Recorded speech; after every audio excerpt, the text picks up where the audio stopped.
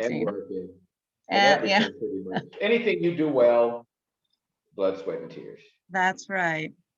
Yep. So we're at 6:06. Should we go ahead and start? Let's get this party started. Let's do it. So hello all and welcome to the Wooten Center's Parent Power Group Workshop. My name is Rebecca Dabbs and I am the health educator, the COVID-19 health educator for the center. If you could take a quick moment, can you please put your name in the chat box for a virtual check-in? And please add your zip code. We're logging this information and just checking to see what our outreach is and how many people we've touched in this presentation. So let me click here. Again, to our returning community members and welcome our new members. The Al Wooten Jr. Youth Center is a nonprofit organization founded by Myrtle Rump in 1990 to honor her late son who was tragically killed in a drive-by shooting. The center provides free after-school and summer programs for students in grades 3 through 12 in the South Los Angeles area, as well as programs such as our Parent Power Group workshops to support their families.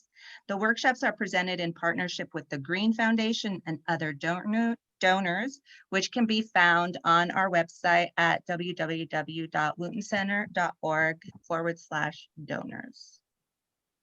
As our COVID-19 health educator, I want to share with you some great resources from the County of Los Angeles Department of Public Health. The County of LA has now opened up eligibility for all residents who live or work in the county ages 16 and older for the COVID-19 vaccine. Appointments are required as they always have been, and they could be booked by visiting www.vaccinatelacounty.com, and I will be sure to put that link in the chat. Additionally, remember to take all the same measures to protect yourself and loved ones from COVID-19 by wearing a mask, by washing your hands often, avoiding crowded places, and avoiding close contact with those who live outside of your home. For more information on COVID, general safety precaution, visit the CDC website at www.cdc.gov. I will put that link in the chat. Lastly, if you need any COVID-19 related support services, one of our partners, the Green Foundation, is a great resource. Give them a call by calling 323-229-3411 or sending them an email with questions, asking about support at info@thegreenfoundation.net. I will be sure to put that in the chat as well. As I said earlier, thank you for joining us. This is our spring 2021 Parent Power Group Workshop. These are free workshops available, as you know, to parents, grandparents, guardians, or anyone who's in a supporting role of young children or teens. They are held, as always, right here, right now, Mondays, 6 to 7 p.m. And you need to register, as you all know, at the Wooten Center's events page. The entire month of April, we will be working on a series of workshops with Mr. Andrew Henderson titled Teaching Kids Responsibility and Discipline. And as I said, we are so lucky. April is our lucky month because we have Mr. Andrew Henderson as a returning speaker. For over 20 years, he was the executive director of Families for Children, Inc., and is currently consulting program officer for FFC Spiritual and Behavioral Health Centers. It is a behavioral health program operated by Families for Children. Mr. Henderson attended the University of California, Santa Cruz, where he received a bachelor's degree in economics in 1981. He attended California State University, Los Angeles, where he received a master's degree in counseling in 1998. Throughout his professional career, he has been an advocate for youth and is credited with developing innovative programming to address this population. He created the Foster Youth Empowerment Workshops for families for families and children in Big Bear.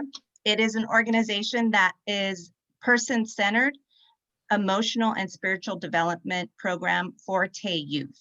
The program consists of a 4-day curriculum-based workshop in Big Bear, California, like I said, and teaches the 7 principles of resilience, engage the youth in adventure-based counseling activities, and in the evening held communication forums where the youth were able to share incredible personal stories in an environment of trust and fellowship.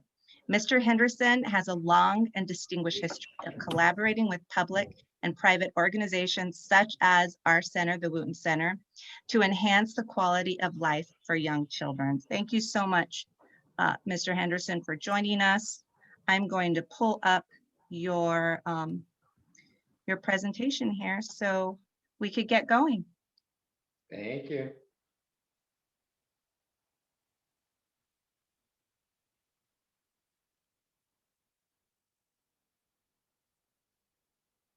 There you go, sir. Okay. As Rebecca said, this is the third in a 4 series called FAST, which stands for Families and Schools Together. And the continual theme is providing learning assistance in the home. So this is our 3rd session. Next slide, please. So as Rebecca indicated, one of my current roles now is a foster parent, a resource parent recruiter for Wayfinder Family Services. So if you have any interest at all in hearing about foster parenting, I would invite you to put your email and contact information in the chat, and I'd be more than happy to follow up about foster parenting and giving information on that. So the next slide. So today we're going to talk about encouraging your child to problem solve, effective steps to problem solving, and how to encourage your child to problem solve, and their parents as a learning helper. So making decisions to solve problems, a learned process. Wow. Okay. Yeah. And and as I mentioned last time and the time before, these are building blocks where everything, you've heard some of the stuff before, but we're building a greater level of competency and fluency in recognizing how important this is. Now, you might have heard the term competency, right? And competency means that you have learned how to do something well. There's something else called fluency. Fluency means that you do it so well, you're not really thinking about how you do it. You've just become so enriched and so centered in the process that it's automatic, something called automaticity. And to give you an example of what that is, when I ask you, how much is 2 plus 2? Boom. How long did it take you to answer? That's called fluency. That's called automaticity. So that's what this will hopefully, as you practice this stuff more and more, you become more comfortable with it and it becomes more automatic. So making good decisions to solve problems is a learned process that has its roots in the family life of each child. Learning the best way to choose from alternatives and solve problems begins at a very early age when parents begin to say to their children, for example, do you want this? Do you want that? Choose one toy to play with outside. Please decide if you want to go with daddy or stay here with me. Now, these kinds of statements force children to choose from alternatives and to decide. So then the great social question about incarceration, right? You see, and please excuse me because I will go off on tangents, but they're thematic tangents. They relate in a way to what we're learning. So the great question is, right? Why do so many young Black males end up in jail, right? The school to prison pipeline. How much of that is about bad decision making? Well, when you think about it, probably 100%. So as children get older and turn into young adults, 18, 19, 20, and I mentioned this before again, this is the building block process. Society expects young adults or even adults to have a level of responsibility for their actions, no matter how they were. You're an adult, now's the time to be accountable for what you do. Is that right or wrong? Well, that's the question, right? You can't say it's necessarily wrong because we can't save everybody all the time. When you're an adult, there's certain assumptions made on how you function, but how you function is based on how you were raised. So it's a push and pull, but knowing that how we function as adults is how we were raised as children, right? Again, a lot of the information we're getting this evening is affirmation information you've heard before, but you need to internalize it. But at the same time, we need to hold people accountable. Now, I can't tell you how to strike that balance, but it's an absolutely necessary balance. So we can move on. So it is important that parents provide their children with many opportunities to make decisions and solve problems. These early decisions are practiced for those later in life that are more difficult with more important consequences. Powerful statement. Absolutely. You can move on. So, effective problem solving involves 10 main steps: identifying the problem, collecting information, generating alternatives, understanding the consequences and limits of each alternative, considering family and personal values and feelings. Now, when in doubt, asking for help, making a decision by choosing from the alternatives, implementing the decision, evaluating the outcome of the decision for success, and making revisions if called for. Now, let's take a look at this. Let's take a look at six real quick, right? When in doubt, asking. Children, and you guys that are participating in these sessions here are the more motivated parents. I mean, how often do we say that those that need it don't get it? And I'm sorry to say that's so true. Um, you guys are highly motivated parents who want the best for your children, and you will seek information that allows you to do the best you can. I just wish the parents that really need this were here. So, when in doubt, asking for help, children that are not feeling successful or feeling competent or feeling self-confident or have a sense of self-worth, when they go to class, their behavior is reflected like that in where they sit. How often do you see the low performing children sitting in the front of the class? Exactly, you don't. They drift to the back of the class. If you have a learner that's challenged and you have been in these sessions and you're working with that child, one of the key pieces to promoting achievement and confidence is having them sit towards the front of the class. Simple, but a very powerful statement in terms of how you feel about their education and how they feel about their education. So, and the way they navigate that sitting in class is when in doubt, asking for help.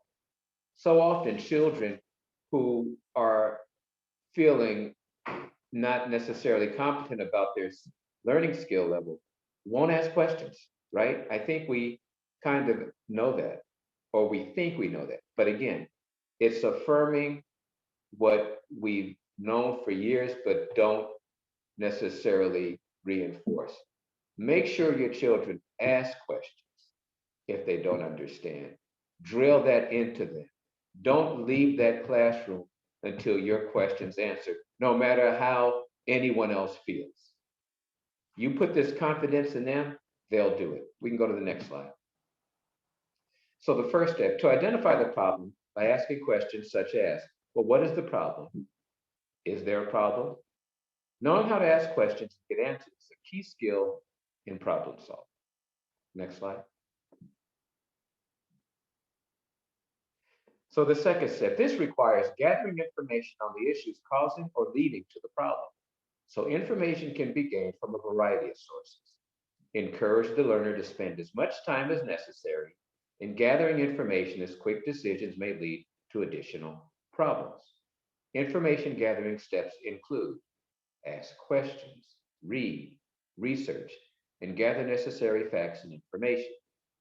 State the problem as you see it and define its characteristics, you ask, well, is the entire problem yours to solve, or is only a part of the problem within your control? Next slide. So the third step, so after the problem is clearly identified or defined, the third step is to look at alternative solutions. So to generate a list of alternatives, the learner can be taught to look at a variety of resources for input. For example, self. The child can generate his or her own list of alternatives. Family. Well, different family members can offer alternatives individually, or the problem can be a discussion item. Oh man, they did it again in a family meeting. Refer to FAST module to motivating. Yeah, quit smiling, Rebecca. I see that smile. You know how I feel about those family meetings. Yes, friends, peers and friends of the family can be asked for advice. Um, Counselors, teachers, employers, co-workers, doctors, lawyers, other professionals may be able to help, to provide help. And then the media. You got to be careful. But your written materials, TV, movies, film strips, or videos may provide ideas and information on options. The internet is full of stuff that is good and bad. So be real careful about that one. The third, you can go ahead. Next slide. So the fourth step. So when the list of potential solutions is completed, the consequences and limits of each must be explored. The fourth step, each potential solution should be evaluated in the light of the following questions. What will be the effect on you? What will be the effect on others? Is the solution based on valid information? Wow. So let's just spend a minute on that. So, what is the effect on you? Ask your 7-year-old, 8, 9, whatever the age may be. Let them start to reflect and gain insight on what they're doing, right? So if they say, well, I'll get away with something, because oftentimes the effect on them is that they don't have to take responsibility and they'll get away with something. That's not what we want to see. But this starts the critical thinking of the decisions they're making. Then what will be the effect on others? Let them start to think about that. And then, is the solution based on valid information? How often do kids respond to rumors, lies, what they think people think, what they think people think they should do? I mean, all of these non pieces of information. So let's just throw those away in terms of this problem solving continuum. What will the effect on you be? What will the effect on others? So then we put in the valid information. So then that increases the critical thinking skills of your learner.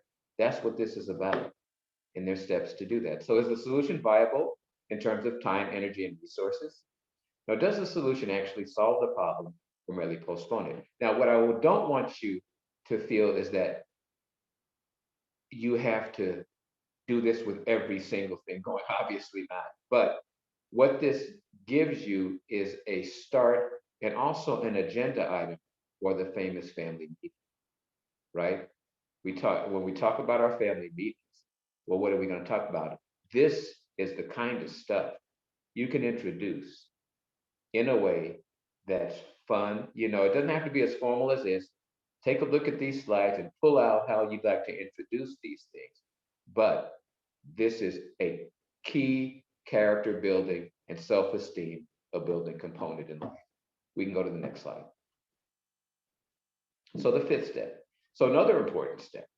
So the fifth step is the consideration of family and personal values and feelings. The learner should consider, how will you feel about yourself?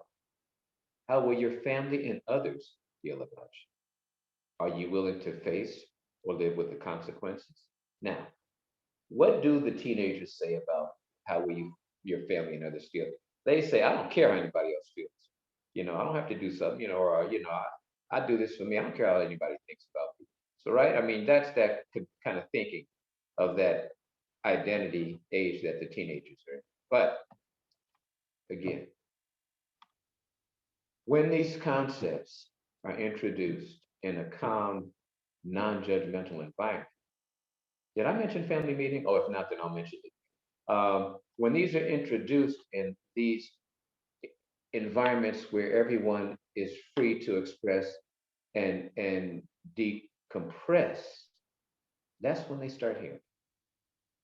Okay, the next slide. So the sixth step. So the critical step is to ask for help with doubt. This step teaches the learner that asking for help is a positive action. That does not mean turning the problem over to someone else. The next one. So the seventh step. So from a list of possible solutions, a final decision must be made. Seventh step. So concerning what option is best at that time. Now, if the decision is made not to make a choice, which is actually right, that's a decision you may not be ready to decide. There may not be enough information available. That is, in fact, choosing not to choose is a choice. Now, what then is the best solution? So is it one of the identified alternatives? Is it to not to choose? So to make the best possible decision, the learner should understand. It is the learner's choice, and he or she will have to live with the consequences of the decision. The learner should view making the decision as a positive step towards solving the problem. The learner should be able to implement the decision fully. The learner should have a backup in case of a breakdown in the process. The learner should be aware that the decision can be changed at any time when new information is introduced. Now, this making a decision that you're not comfortable with, but is necessary to make, can make some people very uncomfortable, right? Including yourself. Many of us don't make decisions because we're afraid of all those things we talked about, how other people feel about us. We avoid conflict. That's just kind of how personalities develop. That's who we are. But explain that to your youngster that making decisions like this don't always feel good. There may come a time where they have to make a decision about friends, make decisions about things they want to do that we know are not right. So this is a process to teach them to internalize this and be comfortable as possible with it because they can see the logic in the decision. This takes the emotion out of the decision to some extent, but it can't erase it because ultimately we're all emotional beings. So we may just forget about all this and go with the decision that makes us feel most emotionally comfortable. But we want to give ourselves an alternative to that because sometimes emotion is not the best way to make a decision. So just understand you've got that yin and yang working, but this gives you some foundation for the critical thinking process. We can move on. So the eighth step is implementation. However, prior to actually implementing the decision, the learner should ask three basic questions. What could go wrong? How likely is something to go wrong? So what actions must I take if something does go wrong? That is, do I have a backup? Next slide. So the ninth and 10th steps, so these occur almost simultaneously. One must evaluate the outcome of the actions taken or not taken and be flexible enough to make changes as new information is gained. It is the last two steps that teach the child the importance of the problem solving process. Excuse me. It is not the problem nor the solution that it will provide life skills, but rather it is the problem solving process that will be used continuously throughout the child's life. Remember that age-old statement we talked about, trust the process? There you go. Okay, next slide. So, how to encourage your child to problem solve? Well, you can begin early to assist your child in developing the skills of deciding upon solutions and solving problems. So this can be done by asking questions. However, you should only ask questions when you really want the answers. That is, if you want to hear and respond or to discuss the consequences of the answer. Okay? So for preschool age learners, well, When you are ready, when you are reading a story, ask your child, well, what do you think will happen next? Well, how will the story end? Well, is there some other way it can end? How would you end it? Wonderful, wonderful prompt questions to start early on the critical. Oh, I love this, the critical thinking process. Practice this for this age group. Okay, next. For elementary school age learners, well, when watching a television program, you might ask your child, well, how would you feel if you were that character's name? Well, what do the programs, or why do the programs always have to have a good end? What do you think of commercials? So when you hear about a car accident, ask your child, what would you do if you saw it? What would you do if you were with Mrs. Johnson and her car broke? Can one get along without a car? These are, this program was written before some of us were even born. Well, not that long, but still so relevant. I mean, these are kind of catalyst questions that generate the thinking process outside of being angry with your children, being shallow with your children about engaging them in serious conversations, too busy to really listen. Use some of these questions as an example to open that door of a deeper level of engagement. Okay, next slide. So for middle, junior high school age learners, so discuss with your child what to do questions such as, well, what would you do if you came home and I wasn't here and the door was unlocked? So what would you do if you got lost going to a friend's house? Well, on the way home from school, if someone bigger than you started to tease you, how would you solve the problem? Oh, this is so good. This is rich stuff here, guys. Okay, next slide. So for high school age learners, ask your child relevant questions such as, well, why do some students smoke? How do you make friends? What is a friend? Why do you want to go to that dance? How would you solve conflict if someone was picking on you? Now, what would you do if two of your friends were arguing with each other? Now, these may sound a little dated and a little not necessarily irrelevant, but youth today are so much more informed and engaged, not necessarily advanced. So remember, now hear what I'm saying. They're engaged, they're informed, but not necessarily advanced. They're still adolescents. In fact, much more adolescent than many of our generations were, because they haven't had to problem solve without the answers being 2 clicks away. We had to actually do some critical in solving our problems. So while these questions may seem elementary, ask them and see what you get. Okay, next slide. So other ways to help your child problem solve. Well, you discuss at a family meeting or during a time when all family members are present. Make it a point to post on a bulletin board or wall in large print the steps to making decisions and problem solving problems.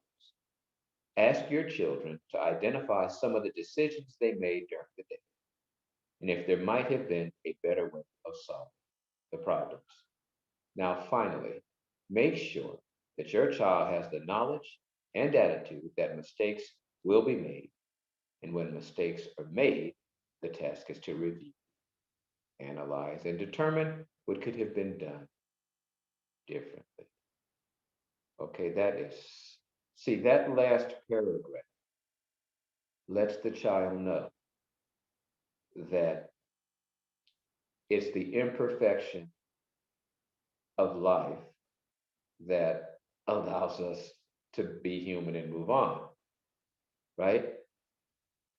All of this stuff, and it's so important because they may, and especially now because answers come so quick, they may want this wealth of knowledge and maturity and stuff we're teaching to kind of happen overnight, boom, boom, boom. But no, it's a trial and error. We're building character, we're building maturity, we're building critical thinking, we're building leaders. This program is designed to build leaders. And that's what we're doing. So the next slide. So parent as a learning helper. Oh, wow. So I guess that may have been a little relevant during the pandemic since you guys were all teachers, right? So as a concerned parent, you can help your student make the most of his or her educational experience by establishing a home learning environment that reinforces what has been learned in school. Now, students learn and retain information in a variety of ways. They form learning preferences early in their school. Now, some find learning and remembering easier when they can see and or read the information to be learned. Others like to listen, and some learn best when they can physically experience learning through their hands and bodies. These are called learning styles. And so the following list of suggestions provides some ways you can help your child learn. The list is by no means complete, so use your own creative talents to invent other ways to help your child learn. Now let me back up. Okay, so in the second paragraph where it says, and some learn best when they can physically experience learning through their hands and body. Tactile learning. So attention deficit disorder, especially as it was diagnosed in Black children years ago, was kind of looked at differently from a learning perspective because there were, and it was not mentioned as much because the public schools just don't have the capacity to be patient with all of these style learners. But you had a lot of children that allegedly had ADHD that were high achievers, right? And if not necessarily high achievers, were functioning. But they were accused of not functioning as learners should, discounting the fact that they were learning.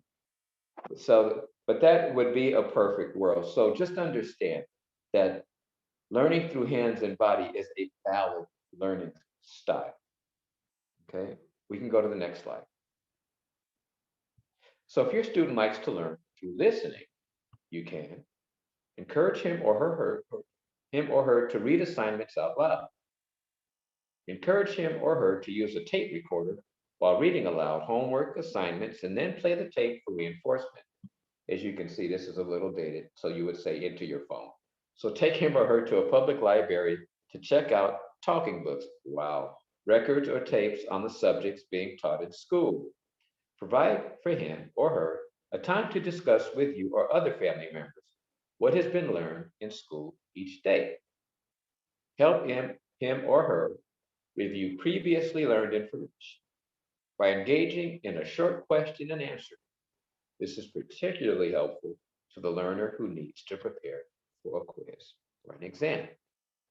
Suggest having one or more friends over to review for tests or presentations. The next slide. So if your student likes to learn by seeing and reading, you can encourage him or her to read and review textbooks daily. Take him or her to a public library to check out film strips, movies, video cassettes, and books on the subjects being taught in school. Use flashcards with your child or have your child use them on his or her own to help memorize information. Post assignments, vocabulary words, or other information to be learned where your learner sees it frequently. For example, on the front of the refrigerator, on a bulletin board in his or her study area, or next to the telephone. So this is a process of deprogramming, right? To where a lot of this posting stuff on boards and blah, blah, blah can easily be done on the phone or device, blah, right? All this stuff. No, no, no. Take this literally, write it out, post it on the refrigerator where it's visible. Do these old fashioned things that take them out of that technology mode and forces them to be engaged in a way that's comfortable for you because you're not necessarily sold on 999% of the time being on tech. But it really encourages learning, and it can be fun, actually. It'll certainly be different, and it can be fun. Okay, you can go to the next slide. So if your student likes to learn by experiencing and doing, you can encourage him or her to create projects such as posters, models, and games to facilitate learning. Plan visitations on weekends to related educational, community, and cultural events. Create and play games, for example, using a Jeopardy format, charades, or board games with the information to be learned as the content. Okay. Next slide. Okay, that was a fast primer, if you will. um, so now's the Q&A comment time. So it's been a week since some of you have been with us, some of you are new. Just kind of, talk about your week for it. Actually talk about the educational adjustment. You guys is, you're the educational things just all over the map at this point. Hybrid learning, stuff like that. So does anybody want to dive in and talk about their learning, your students' learning experience over the last week? There's a question in the chat, Mr. Henderson. It's from Tracy Thomas asking, how do you figure out the best way to allow your child to pay attention to what was discussed if I have tried posting it already?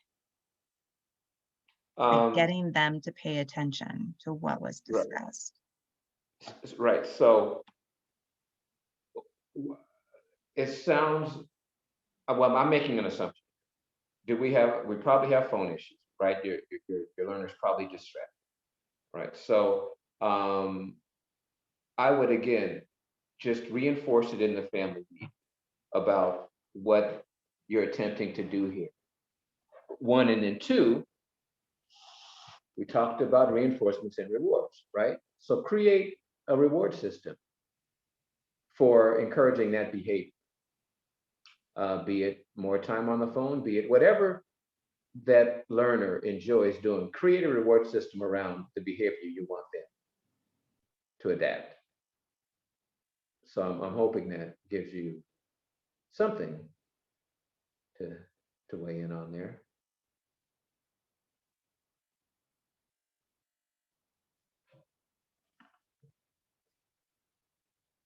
Anybody else? So I guess it's just been a perfect learning experience for all your students. That's so wonderful.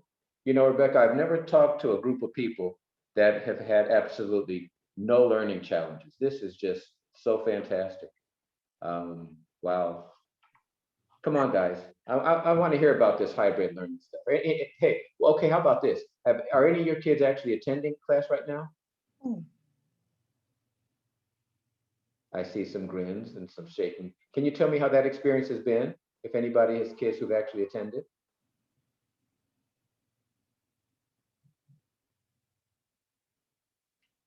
Okay, so since you're also local, one more question here.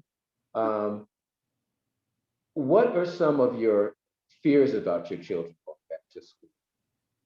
Does anybody want to dive in there and concerns about your children going back to school? Miss Regina has her hand up. Okay, dive in, Regina. Hi, everybody. Sorry, I can't come on camera. I'm working. We did have challenges during the beginning, middle, and end of pandemic distance learning. I felt like, and my husband felt like, my son thought it was like a vacation from school. We had problems, getting up in the morning. We had problems going to bed at night. We had problems keeping the camera on. We had problems with him with the ear pods in his ear, with the headphones over his head. We had all types of issues. And in the beginning, it was really, really frustrating for me because I'm the one that mostly handles school.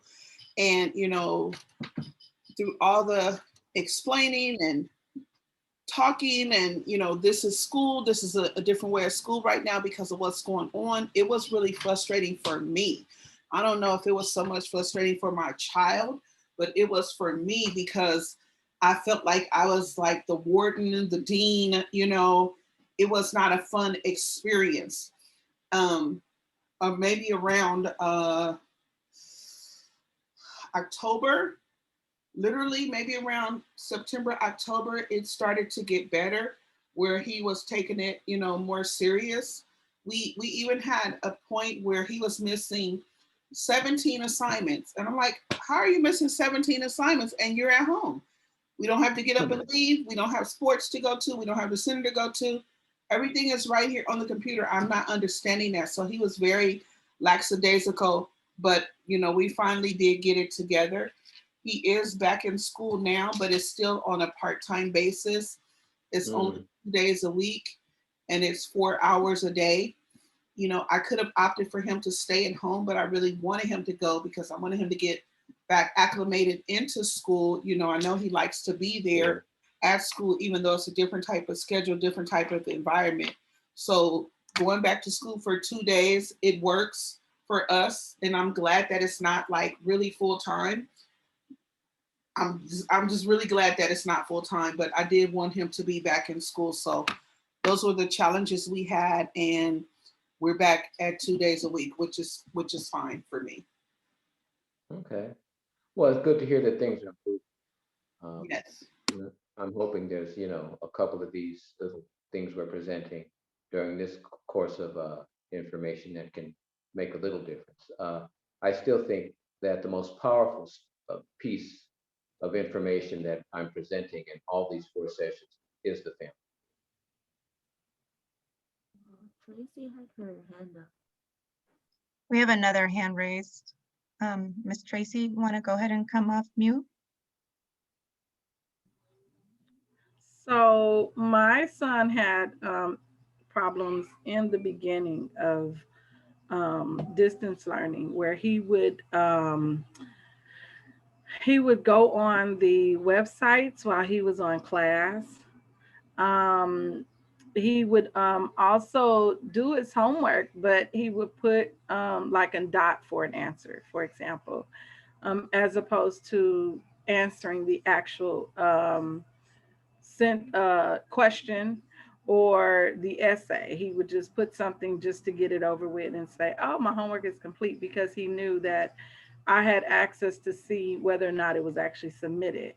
But I didn't know enough from the school to know how to actually go into the a submitted assignment and see what was done to it.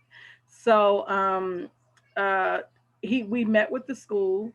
I spoke to the principal and I found out that it actually wasn't just me having the issue, but a lot of the other parents were having the same issue. So they held a Q&A question. They held a informative session for all the parents, explaining to us how to go into the Google Classroom, how to pull up the assignments, how to see if the children are doing them, how to actually access the assignments. And what we discovered in doing that, it did help a lot of parents, it did help a lot of children, but we discovered that because the teachers use multiple applications, so it wasn't just Google Classroom. They were using Actively Learn. They were using the other different avenues for teaching and assignments, and that became an issue. So like Miss Regina, you look and you're like, well, how are you missing all these assignments? But we found out that they were in other avenues. So one of the things that I shared with the principal, I'm a huge advocate for parents and children and teachers as well. I'm like, well, the teachers can't tell us everything. So if you guys can put together another coffee with the principal where you can let us know where everything is, not just, oh, go into Google Classroom. And so they did that as well. And we ended up being able to learn. And I took it upon myself to find out, how do I get into the assignments? Where do I go? What do I look up? And a lot he already knew, he just wasn't going to share it with me. So once he found out that I knew, his principal and I set up where he was accountable. So in order to get him looking at the notes and paying attention in the classroom, he had to take notes. He had to email those notes to his principal. He had to email them to me.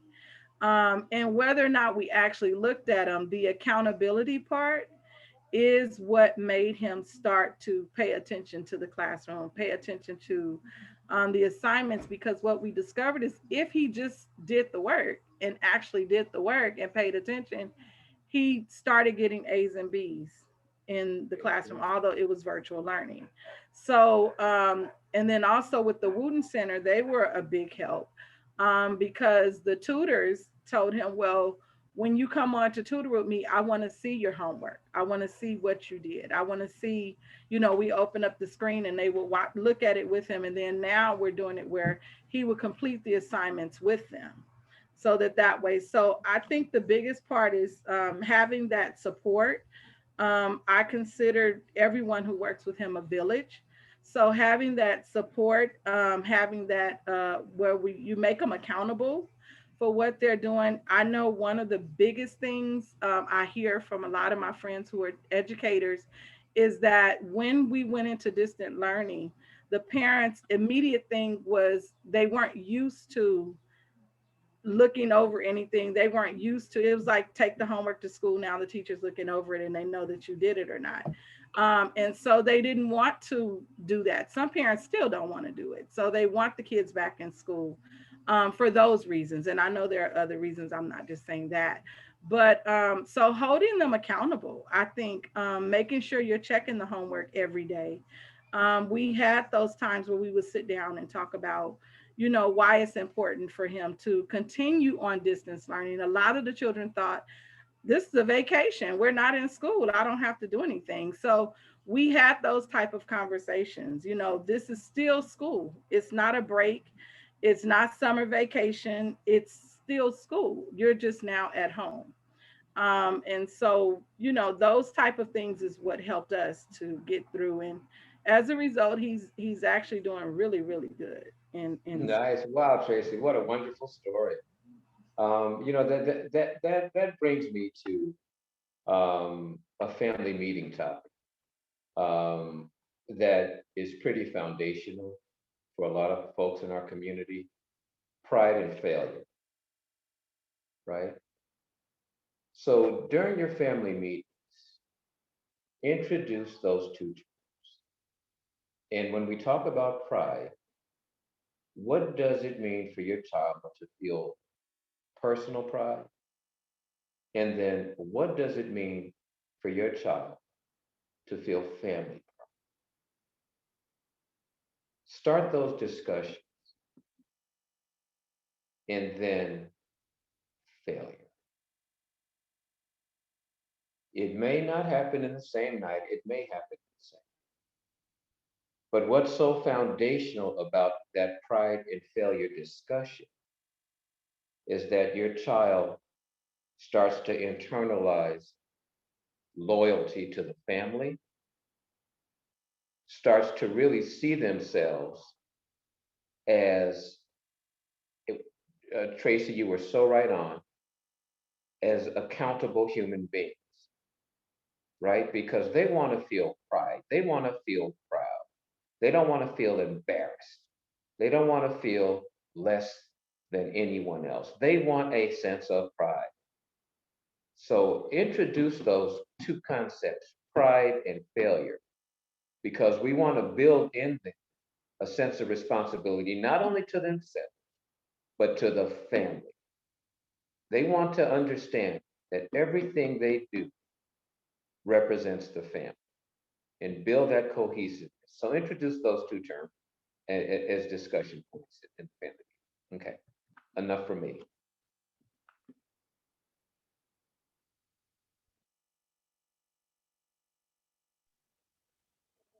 Is this still open to speak? Yes. Okay, great. I'm Trina. Thank you, Mr. Andrew Henderson, for all the information that you provided when I logged in. Something that I like that you mentioned was the bulletin board. I think I'm going to try that. I've done something similar, but not an actual board where they can talk about things about their decision making. But I wanted to go back a little bit. I heard Miss Tracy, right on, girl. You were so on it. what she made me think about was in the beginning when the whole distance learning thing started, I realized like how big the digital divide is for our community. And then I started, talking to the people in my area and talking to others. And it was like, wait a minute, we don't even know how to use some of these things. So how are we going to be able to help our kids who a lot of times don't have these gadgets at home, besides a cell phone and tablet? They don't have the gadgets at home. And if they have the gadgets at home, they might not have the actual, like the Wi-Fi issue. That was a big issue for some of the kids that I know about. They didn't have internet connection. And if they did, it was a very weak connection where they keep getting kicked out the Zoom room. And then I realized some of the teachers had the same problem. So I heard one of the parents mention that their child was missing a lot of assignments. One of the kids that I teach was missing 42 assignments the first semester. And I kid you not, I had no idea that this kid was missing 42 assignments because I go in and check the work. The first page looked good, but I didn't go any further than that. And it would be the other stuff inside the work that was not complete. And so the teacher would send it back, mark it missing, send it back, mark it incomplete. And it was like, wait a minute, but we're doing the work. I checked it, but I only checked the first part of the work. So we stayed up until about 2 o'clock one morning, and we completed all 42 assignments. The teacher worked something out with us. But then we turned around and the kid was missing 27 assignments. And so it's like, there's no winning in this situation. And so I just told the teacher, like, look, you just go ahead and let them fail because I can't keep doing this. It was really starting to become complicated for me because I was checking the work. And so I thought about it and I realized, and I heard you say pride and failure, good one. Because what I realized was even though the child was interested in doing the work, when going on campus, the child would be in an after school program and those, I don't know what those teachers call it, the after school program was helping the child with the work side by side. And one person took really good liking to the child and would help them all the way through to complete all the work. So I said, oh, I realized I didn't know the child had a learning disability. I did not know. And I'm like, oh my goodness. If the child would have only told me, they was having a hard time understanding what to do because we're at home now. So, I had to learn the learning. So the learning methods of the child. And so I had to get back in there and start emailing the teachers like, don't y'all know this child has a learning disability? Y'all didn't know before I did. So, we started having like one-on-ones, and Zoom gets you kind of tired because there's so much class time. And so I realized that too was hard for this child. So they started working things out with us, and they'll give the child blocks, like blocks this day and blocks the next day. And then they allow the child weekend time to complete the work. So when we go to the board thing, I have other children in the house. And so I'm like, you know what? When they go to school, the teachers have like little reward charts and give them little dollars and all that so they can exchange them for rewards and stuff. So that's what we set up. So when you mentioned the bulletin board, I said, you know what? That's one thing I didn't do. I didn't put something up for decision making. So thank you. Well, wow, thank you. I'd love to hear how it works out. Yeah. That's great.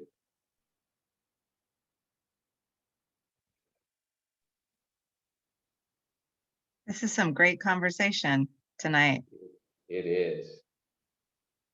Well, it's approaching 7 o'clock, and the Dodgers come on at 7:10. I didn't say that. I mean, I've got another conference that I'm going to at 7:10. So I have to be A very important appointment, huh? Absolutely. Well, listen, family, I am here for you. It's just, the richness isn't exchanging what's working. As I said, I'm not an expert on this. I just have information that I've done. Guys, for those of you who don't know, my wife and I, Dr. Henderson, founded a foster family agency 30 years ago and have worked with thousands of foster children over the years. This is one of the training pieces that we use for our foster parents. They found a lot of success. So it was important that I share this with you guys as well. But, carry on. The sessions are available online. And Rebecca knows how to reach me if I need to be reached. And I just wish you guys the very best. And next Monday is the finale. And I expect you guys to have like balloons for me and chocolates, all kind of good stuff. All right.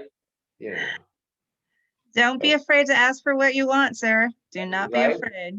There you go. I'm practicing what I'm preaching. There you go. Okay, guys, listen, have a great evening. Thank you so much for your Thank attention. you. We'll hopefully Thank see you you next all. time. Okay. Thank you. This is recorded, so it will be up on our YouTube page tomorrow and also on our Wooten Center website as well. So if there's anything that you missed, if you popped in late, please feel free to look on those two sites tomorrow.